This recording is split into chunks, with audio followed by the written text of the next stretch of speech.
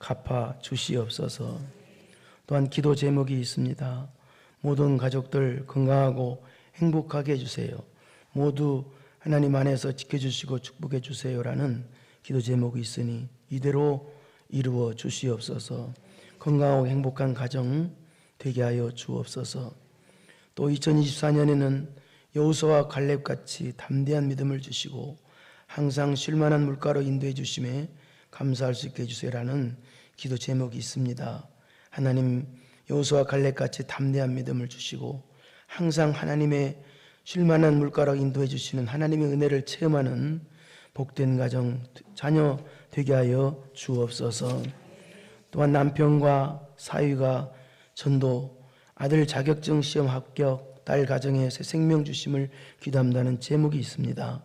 하나님, 가정이 전도되게 하여 주옵시고 예수님 믿는 가정 되게 하여 주옵시고 성령께서 신방하여 주시사 교회로 나올 수 있고 예수님 믿어 천국 갈 수 있는 귀한 은혜 있게 하여 주옵소서. 또 아들도 자격증 시험에 합격해서 그래서 하나님께 영광 돌리는 귀한 아들 되게 하여 주옵시고 딸 가정에 새 생명을 주시옵시고 은혜 주시어서 그래서 귀한 생명을 통해서 큰 기쁨이 있는 가정 되게 하여 주옵소서. 오늘 또한 우리 사랑하는 성도들 주께 나와사오니 주여 이들에게 새 힘을 주시옵시고 낙심한 자들에게 새 힘을 주시어서 소망과 기쁨을 주시어서 힘있게 승리하는 자들 되게 하여 주옵시고 힘이 없는 자들에게는 하늘을 놀라운 힘을 주시어서 날마다 신앙 승리하는 복이 이들에게 있어지게 하여 주옵소서. 모든 영광 하나님께 돌립니다. 예수님의 이름으로 기도드리옵나이다. 아멘. 오늘 이 스가랴서를 하죠. 이사야서부터 이 말라기까지를 선지서라고 합니다. 또 그 중에서 이 호세아서부터 이 말라기서까지를 12소선지서, 12소선지서라고 하는데요. 또 그 중에서 학개, 스가랴, 말라기서는 유다 백성이 바벨론 포로 70년 마치고 돌아와서 포로에서 귀환한 뒤에 주신 말씀이 학개, 스가랴, 말라기서입니다. 그 중에서 또 학개, 스가랴서는 이스라엘 백성이 바벨론 포로 70년 포로에서 1차로 돌아올 때 성전 재건의 사명을 가지고 돌아왔거든요. 그래서 뜨거운 마음으로 이제 성전 재건을 돌아온 지 2년 만에 시작하게 되는데, 근데 여러분 신앙 시작하면은 어때요? 마귀가 막 방해를 하죠. 못하게. 그래서 이 마귀 방해를 이들이 못 이겨요. 그래서 성전 재건하다가 약 14년 동안이나 중단을 하고 맙니다. 이것은 하나님께서 주신 성전 재건하는 사명을 내팽개치고 자기 벌어먹고 살기 바쁘다고 그냥 신앙이 타락했다는 그 뜻입니다. 그래서 성도는 아무리 어려워도 신앙 승리하는 게 복인데 이들은 복을 내팽개친 거예요. 그러니까 영원한 복을 내팽개치고 어떻게 생각하면 타락으로 가버린 거예요. 어렵다고. 그런데 하나님께서는 그런 이들을 불쌍히 여겨주시고 내버려 두지 아니하시고 학개 선지자, 이 스가랴 선지자를 세우셔서 그들로 하여금 다시 성전 재건을 할 수 있도록 하나님께서 만들어 주셨습니다. 그런데 이 학개서와 이 스가랴 선지자는 목적은 성전 재건이라는 목적은 같은데요. 그런데 약간 특징이 있습니다. 이 학개 선지자는 어떤 내용이냐? 외적인 면을 강조했어요. 너희들 성전 재건 외적으로 건물을 성전 재건해라.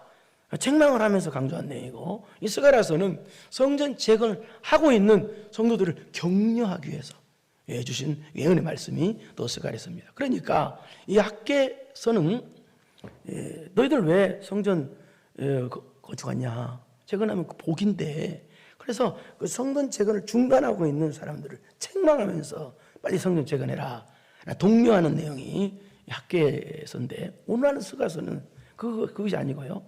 성전 재건하고 있는 그런 백성들을 격려하기 위해서 너희들 성전 재건하면 하나님께서 능히 이 성전을 완성해 주신다. 또 성령께서 동행해 주심으로 넉넉히 이길 수 있도록 해주신다라는 격려 예언이 된 것이 이 스가랴서라 이 말입니다.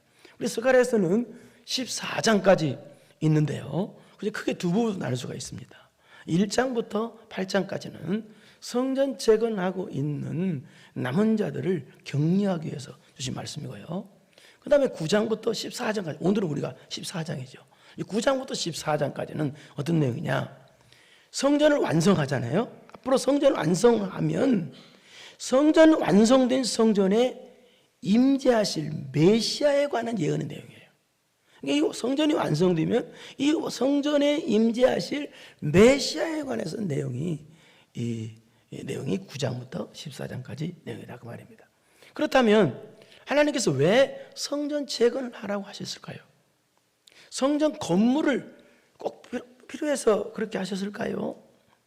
이 성경에 보면은 이 성전이 세 종류의 성전이 나옵니다. 오늘날 학계 선지자, 스가랴 선지자 외침을 통해서 지어진 두 번째 성전인 수룹바벨 성전이 있습니다.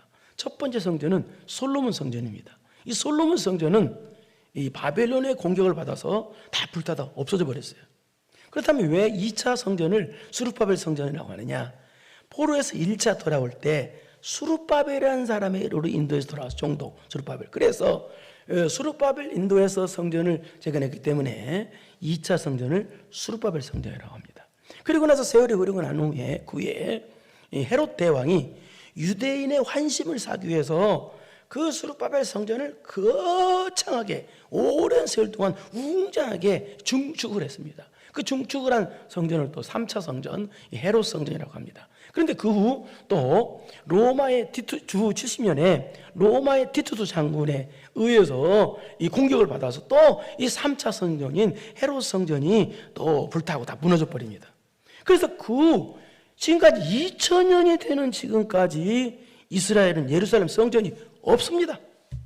지금 통곡의 병만 조금 남아서 거기서 울고 좀 울고 그러는데요. 그러니까 성전을 재건하라는 말은 단순히 성전을 재건하라는 말은 그런 건 아닙니다.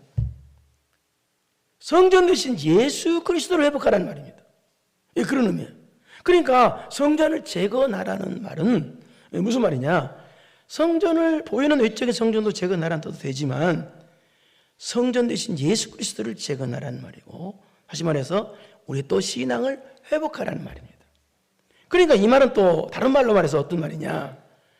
우리가 오직 구원받는 것은 예수 그리스도를 통해서 받고요, 예수 그리스도를 통해서 하나님을 만날 수가 있죠.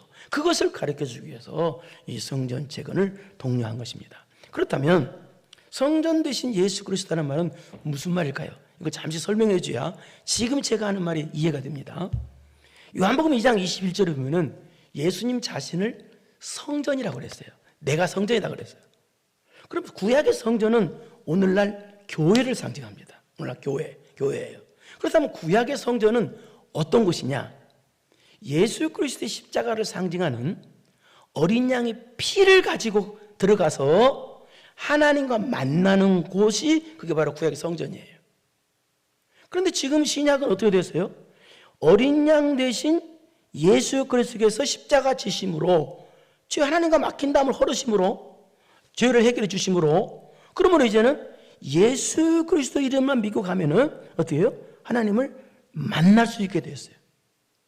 그렇기 때문에 이제는 예수 그리스도를 통해서 하나님을 만날 수 있기 때문에 굳이 예루살렘 성전 건물을 통해서는 만날 필요가 없는 거예요. 그렇게 안 되는 거예요. 굳이 또 이제 그 당시 지금 이제 또 구약의 짐승의 피를 가지고 하나님 만나는 것이 아니라 이제 예수 그리스도의 피를 가지고 하나님 만날 수 있기 때문에 예수님께서 뭐라고 말씀하셨느냐?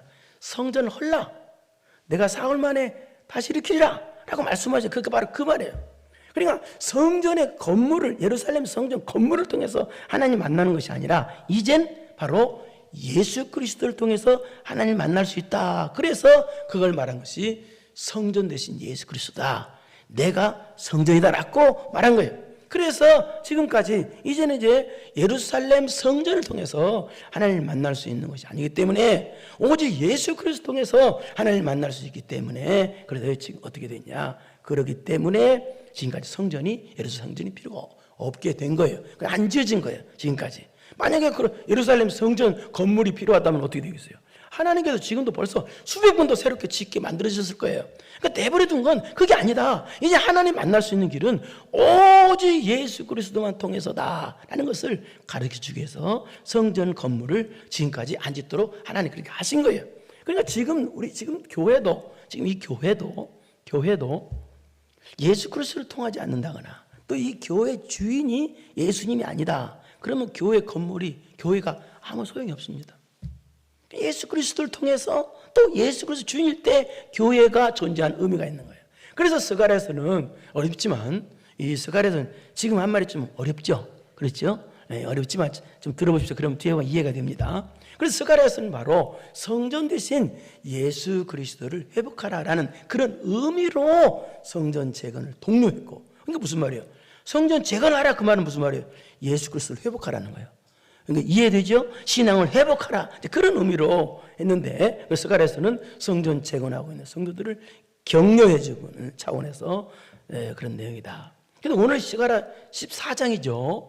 오늘 스가랴 14장은 어떤 내용이냐? 이 14장은 바로 또 성전 대신 예수 그리스도에 대한 예언에 대한 내용입니다. 그러니까 예수 그리스도께서 재림하신 예수 그리스도께서 재림에 관한 내용이 오늘 본문의 내용이에요. 그러니까 예수 그리스도께서 재림하시면 온전한 승리를 주신다. 또 온전한 구원을 주신다 하는 내용인데요. 우리가 오늘 14장 하죠. 그럼 오늘 본문 14장 오늘 본문도 바로 예수 그리스도에 관한 내용인데요. 어떤 내용이냐? 예수 그리스도께서 재림하시기 전에는 어떤 일이 났느냐?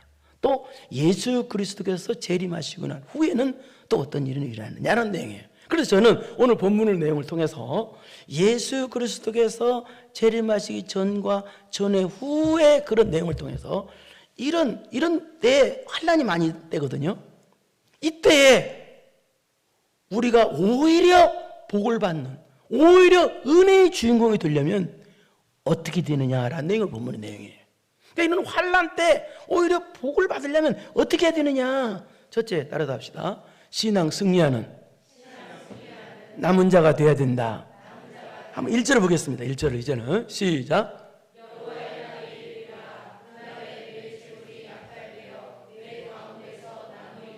여기 여호와의 날이 이르리라. 이 말은 무슨 말이냐? 예수님 재림하는 뜻이에요.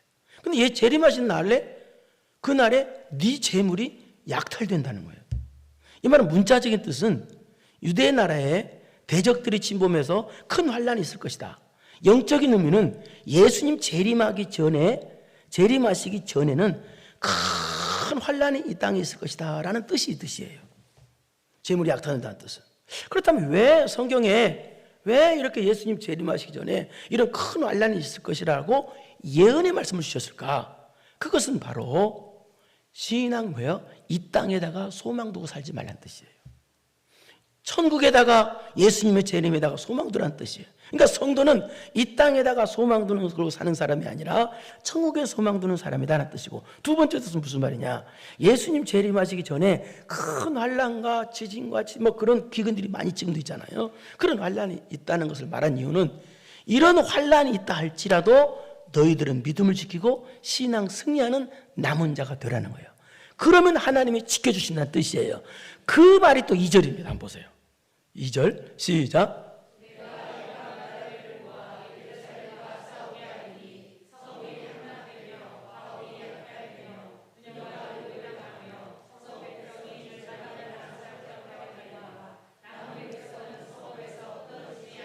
여기도 보니까 이랑 말하면 예루살렘과 싸우게 하고 함낙, 가옥이 약탈, 부녀가 역을 당하며 아주 어마어마한 환란이 있죠. 예수님 재림하기 전에 또 말하고 있죠. 그런데 이전에 또 여기 보니 끝털이 보면 그런데 끊어지지 않고 지킴받고 보호받는 사람이 있다는 거예요. 그게 누구냐? 바로 여기 보세요. 젊은 사람들 가려냐? 누가? 시작. 남은 백성은 성읍에서 끊어지지 아니하리라. 여기 남은 백성이라는 말은 문자적인 뜻은 말 그대로 하나님께서 남겨주신 사람이란 뜻이에요. 하나님께서 안 죽고 다 죽고 안 죽고 쉽게 말해서 남겨주신 사람. 이 말은 무슨 말은 영적인 의미는 하나님께서 선택해 주신 사람들이에요. 선택해 주신 사람. 또 어떤 환난과 방금 전에 지금 환난 말했죠. 이런 환난과 고난이 온다 할지라도 신앙 승리하는 남은 자를 뜻해요. 그러니까 이 말은 이런 환난과 핍박이 오는 말세지 말에 재림 현상이 온다 할지라도 신앙 승리하는 남은 자들은 하나님께서 반드시 지켜주신다는 뜻이에요. 반드시 복의 주인공으로 만들어주신다는 뜻입니다. 이 말은 그 뜻이에요. 여러분, 세상 사람이나 안 믿는 사람이나 그러니까 우리나 똑같이 환난을 당합니다. 그런데요, 차이점이 있는 것은요, 엄청난 차이점이 있는 것은 바로 안 믿는 사람은 하나님께서 안 지켜준다는 뜻이 있거든요. 그러나 믿는 저와 여러분은 특히 어떤 사람들, 환난이 있을지라도 신앙 승리하는 남은 자들은 하나님께서 반드시 지켜주신다는 뜻입니다. 그러므로 여러분, 환난이 여러분 앞길에 어려움이 없기를, 환난이 없기를 기도하지 마시고, 환난이 온다 할지라도 믿음 지키고 믿음 승리하는, 신앙 승리하는 남은 자가 되기를 기도하십시오. 이런 신앙 승리하는 남은 자가 되면 또 어떤 역사가, 어떤 복이 또 있느냐? 그러니까 여러분, 환난이 오는 것이 그 저주가 아니에요. 여러분, 내가 신앙 승리하는 것이 복입니다. 아시겠어요? 그리고 그때 하나님 지켜준다는 거예요. 다 환난 당할 때 이런 사람만 지켜준다는 거. 또 누구를 지켜주느냐? 3절을 보겠습니다. 시작.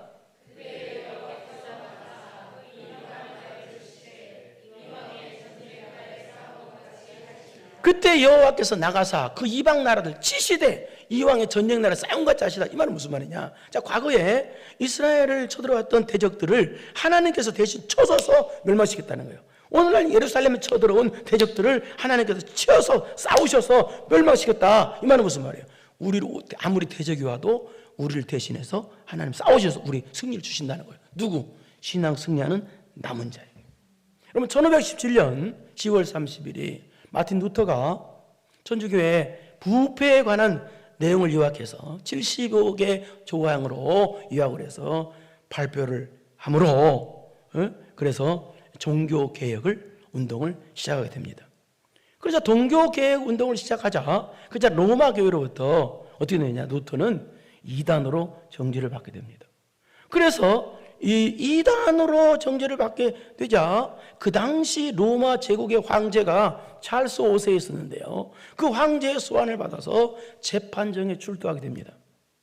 이때는 이미 여러분, 마틴 루터가 종교를 시작한 게 아니라 그 전에 이미 얀 후스라는 성직자가 이미 종교개혁을 시작했었습니다.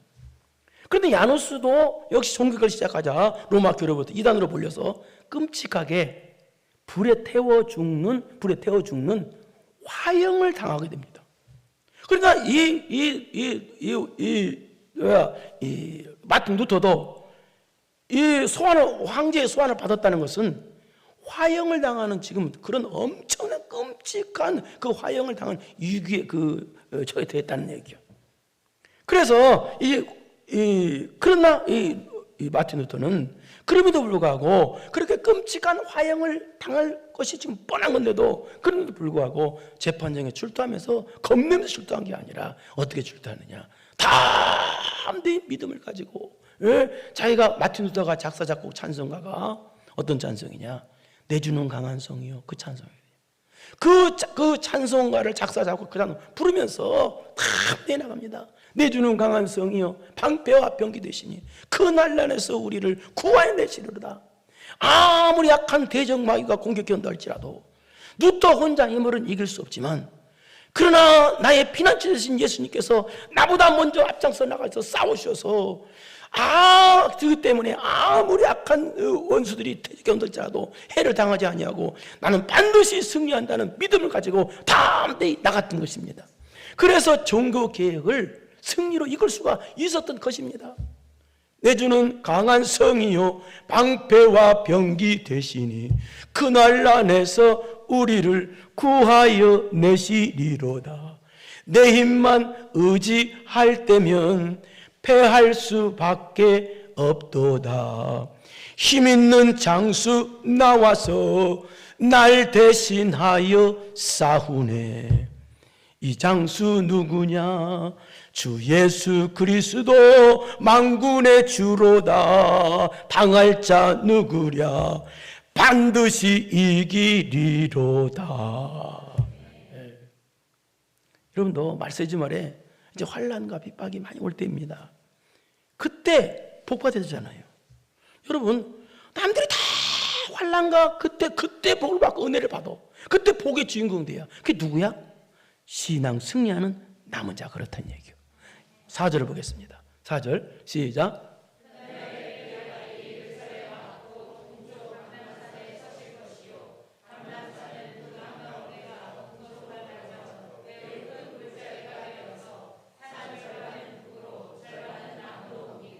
이 4절은 조금 약간 어려운 내용인데요. 이 예수님께서 부활 승천하신 후에 감람산에서 거기에 승천하셨죠. 그런데 오심을 본 그대로 가심을 본 그대로 오신다고 그랬거든요. 그렇다고 해서 감람산은 예수님 재림한다는 뜻은 절대 그 뜻이 아닙니다. 가심을 본 그대로 온다는 뜻은 우리 모든 인류의 모든 사람들이 예수님 재림하시는 것을 본다는 뜻이에요. 그리고 예수님께서 십자가 지시고 부활 승천하심으로 율법의 요구를 완성하셨죠. 그래서 복음이 온 세상에 전파되죠. 그래서 복음을 듣고 많은 사람들이 와서 생수를 마시게 된다는 뜻이 어렵지만 그런 뜻입니다. 또 이 뜻은 또 무슨 뜻이냐? 말세지 말해두면 방금 전에 했죠. 예수님 재림하기 전에는 많은 환난, 극심한 환난이 있다, 천재지변이 있다, 여러 가지 있다. 이제 그런 뜻이 됩니다. 그런데 5절을 보겠습니다. 그 다음에 5절. 그 뜻이에요. 시작.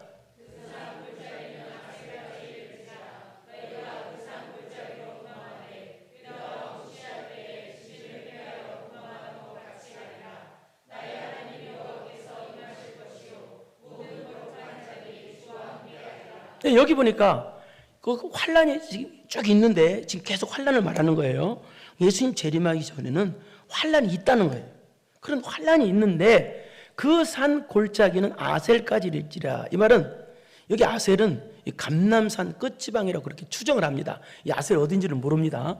근데 그렇게 추정을 하는데 그 말은 무슨 말이냐? 까지 이른다는 말은 복음이 땅끝까지 이르게 된다는 뜻이에요. 그러니까 환란이 아무리 극심할지라도 복음의 생명의 역사는 계속된다는 거예요. 그리고 그 산골짜기로 도망하던 유다 왕 요시야 때 지진을 피하여 도망하는 것 같이 하리라. 이렇게 이 말은 무슨 말이에요? 또 환란이 계속 된다는 거예요. 환란이 있다는 거예요.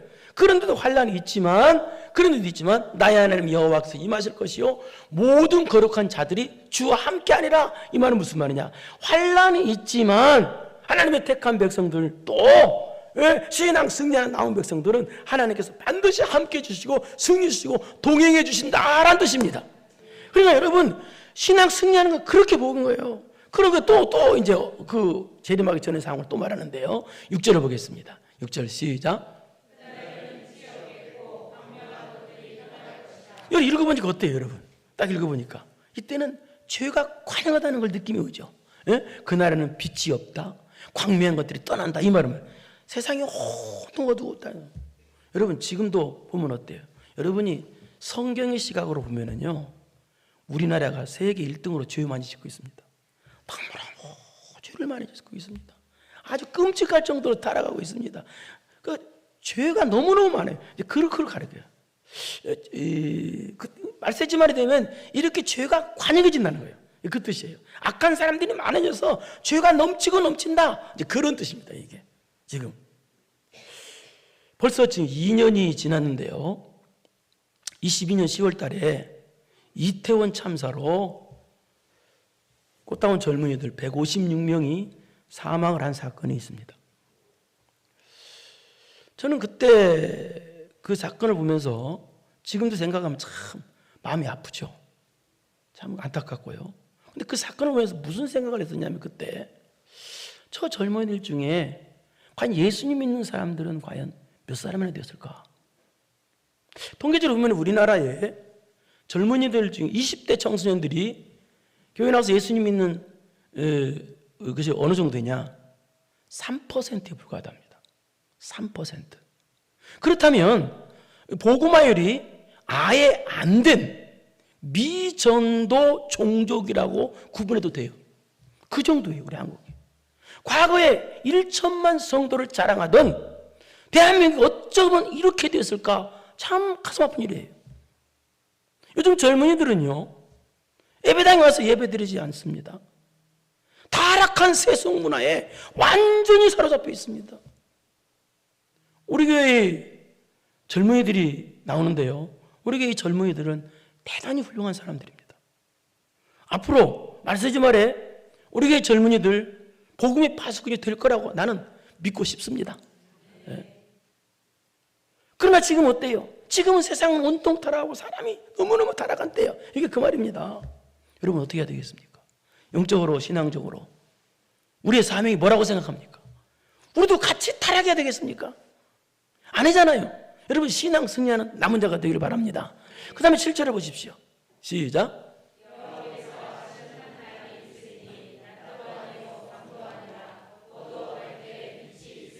여호와께서 아시는 한 날이, 이 말은 바로 예수님 재림하신 날인데, 이 말은 여호와께서 아시는 한 날이라는 말은 예수님 재림을 모른다는 거예요. 하나님만 아신다는 뜻이에요. 그렇다면 왜 예수님의 재림 날짜를 감춰주셨느냐? 감춰둔 이유가 뭐냐? 신앙 깨어있으라고. 만약에 여러분 재림 날짜를 가르쳐줬다면 아마 교회 나올 사람 하나도 없을걸요. 다 죄짓다가 코앞에 닥쳐서 재림 날짜가 며칠 전에 교회 나와서 회개하고 그때서 회개하고 교회 나온 사람들이 있을걸요. 그래서 깨어있으라고 재림 날짜를 감춰준 거예요. 그런데 그 예수님의 재림이 가까울수록 무슨 일이 일어나느냐? 낮도 아니요 밤도 아니라 어두워갈 때 빛이 있어. 이 말은 낮도 아니고 밤도 아니다. 이 말은 방존했단 말이에요. 도저히 선과 악의 구분이 안 될 정도로 타락할 때 온단 말이에요. 여러분 지금 TV에서요 죄를 막 자랑합니다. 죄 짓는 걸 선전하고요. 죄를 막 깔깔거리고 웃고 날가며 타락해요 지금요. 여러분 예수님 재림하기 직전에 죄가 그렇게 관영해진다는 뜻이에요. 그런데 8절 보십시오. 그럼에도 불구하고 소망적인 게 시작. 그날에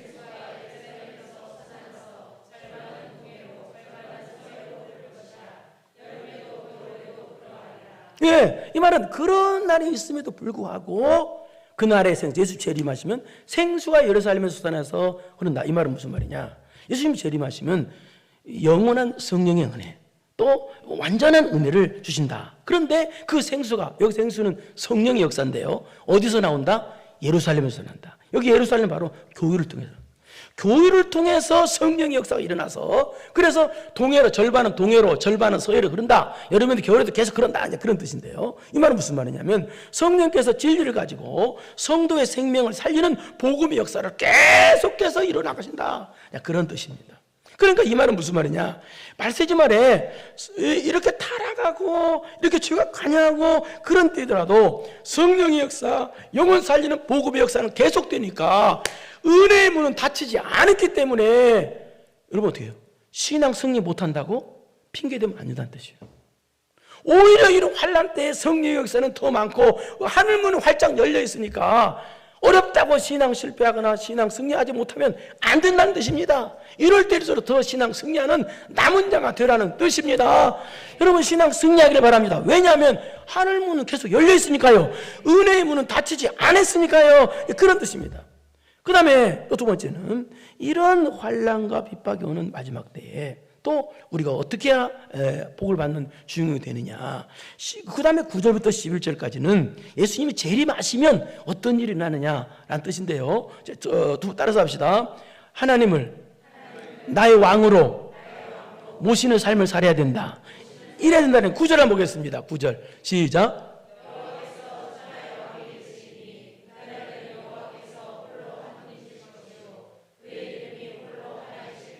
이 말도 예수님께서 재림하시면 천하 온전히 왕으로 통치하신다니, 영원히 왕으로 통치하신다는 뜻이에요. 그러나 지금은 어때요? 사람들이 하나님을 왕으로 모시지 않잖아요.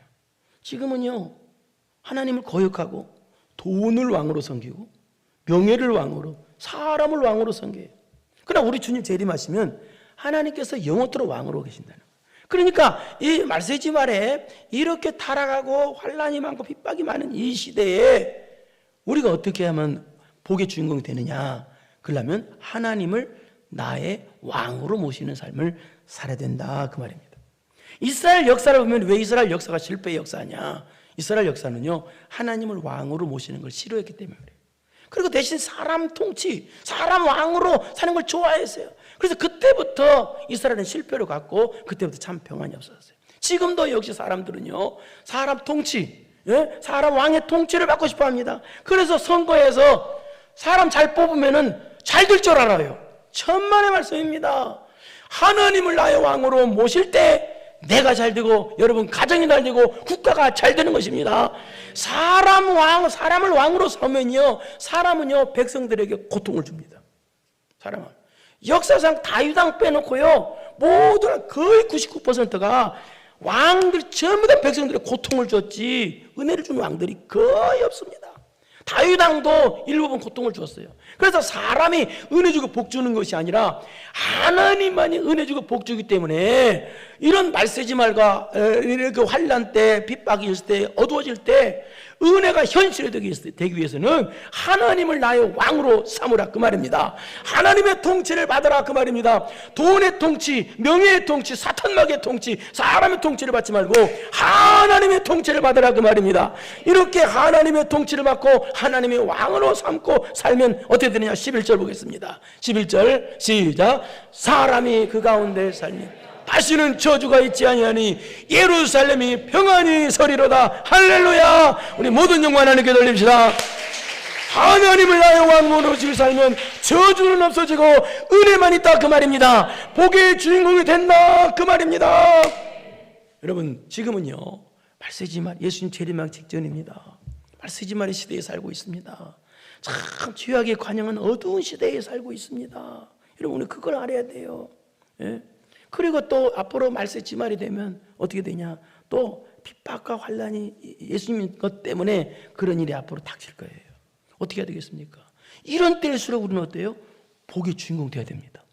이럴 때일수록 여러분이 복을 받아야 됩니다. 은혜를 받아야 됩니다. 그러려면 어떻게 해야 돼요? 두 가지예요. 오늘은 이 내용은 어렵지만 그 두 가지라 쉬워요. 이럴 때서 어떻게 해야 돼요? 첫째 시작. 신앙 승리하는 남은 자가 되십시오. 두 번째는 뭐예요? 하나님을 나의 왕으로 삼으십시오. 그래서 복의 주인공 되는 여러분 되기를 축원합니다. 걸어가시고 내려오신 아버지 하나님 감사합니다. 말세지면 주님 재림하시기 전에는 이런 환난과 핍박이 오고 또 세상이 온통 죄하고 타락하는 어두운 시대가 오게 되어 있습니다. 이때 같이 망하는 성도 되지 말고 이때 복을 받고 은혜 받는 성도 되게 하여 주시옵소서.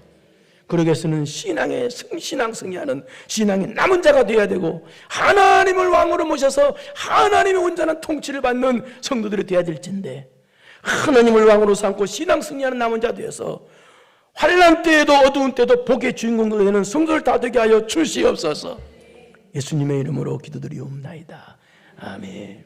이제는 우리 구주 예수 그리스도의 은혜와 전능하신 하나님 아버지의 무한하신 사랑하심과 성령님의 교통교제 감동과 마심이 환난 때 어두운 때일지라도 신앙 승리하는 남은 자가 되고 하나님을 나의 왕으로 모시고 사는 승리하는 성도 되기로 마음 깊이 결단하고 돌아가는 사랑하고 사랑하는 성도들 머리머리 위에 이제로부터 영원토록 함께 있을지어다.